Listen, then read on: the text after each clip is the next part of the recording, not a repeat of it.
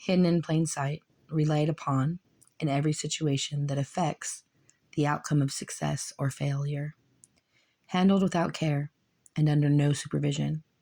Upon use and reference, credibility is given. These weapons are considered a safeguard, but they have been used in terrorist threats and have gone unnoticed, causing an increase of fatality. The victims who become targeted by these users of these weapons are often seen as a threat because the users have mastered the skill of deception, causing others to misperceive.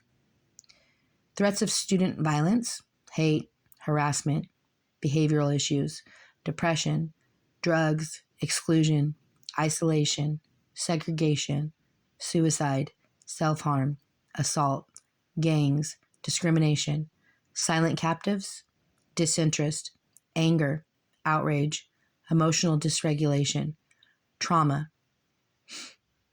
A boy suffering with conflict in school says to his mother, "Mom, it doesn't matter who you tell. Nobody cares.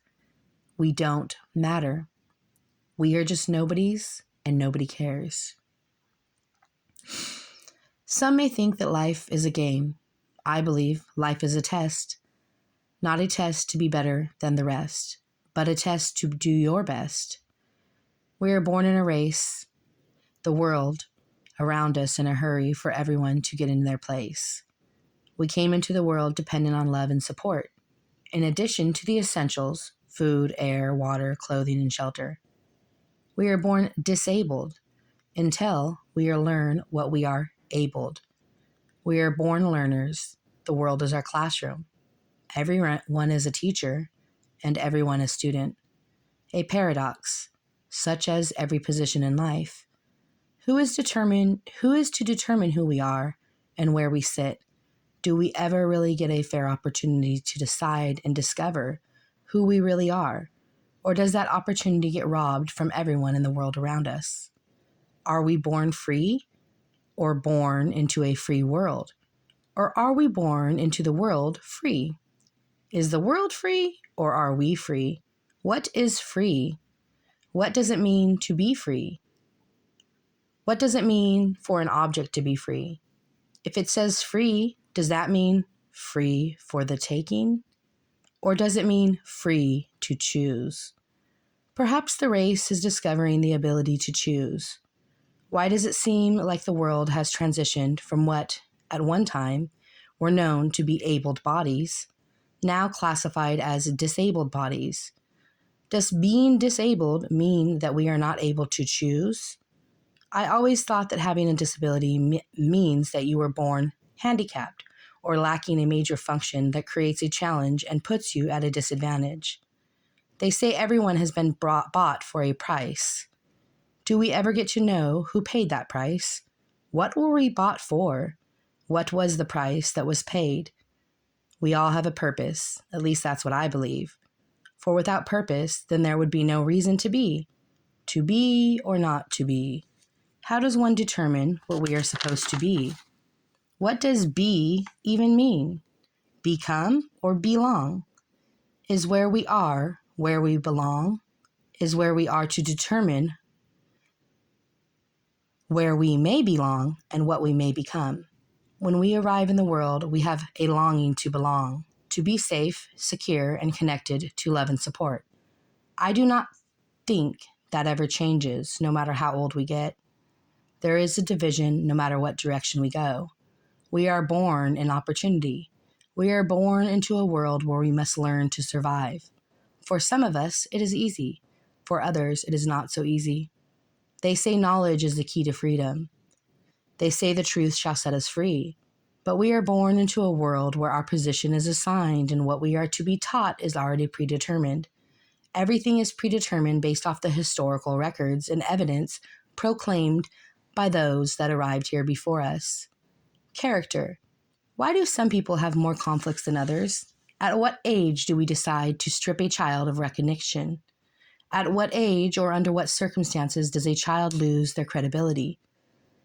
If it is a child who disrupts or offends others, is offended or suffers others disrupting them, does it matter? Or does it serve them right to get what they deserve? Do two wrongs make it right? Should the wrong ever be right? Are the right ever wrong? Does a position outweigh a close and careful review of all the elements, facts, and circumstances involved in the causation of an issue that has caused injury to others? If two children suffer an injury and both have been emotionally discontent, is it okay to support one and not the other?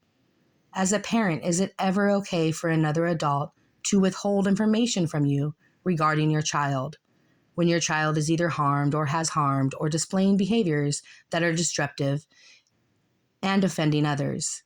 It is easy to see the negative behaviors as they scream out for attention.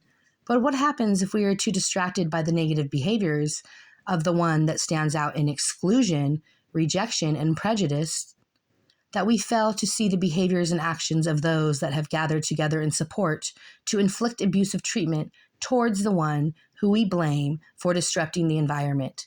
Even with all the knowledge we have acquired and the educations we have earned, we have failed to consider that perhaps the one that has been blamed and punished is only guilty of trying to fit in and belong. Is there a point to all this nonsense, I ask? Or am I just a mentally disturbed degenerate causing more of a confusion and making the situation worse? The duty to protect and serve, we, the people. When duty calls, it calls to all, to serve and protect the helpless and small, no matter how big, no matter how tall. We must embrace those without a place. For when judgment is at your face, will you be worthy of God's amazing grace? Or will you have to answer for a life you erased?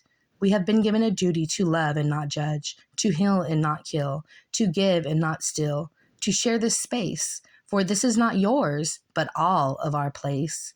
Just because someone isn't your taste gives you no right to label them a waste. Weaponized narrative control unleashed in war on targeted students, organized character assassination, the silent administrative war terrorizing our public school systems to push oppositional minds on the pipeline to prison. Do true educators surrender teachable opportunities? Classes in session.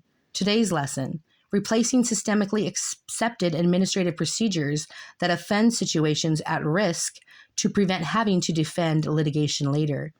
I thank the SELPA director for the 3-hour YouTube video that I watched, where you discussed the agenda of decreasing risk of future litigation by taking immediate actions to offend issues at risk of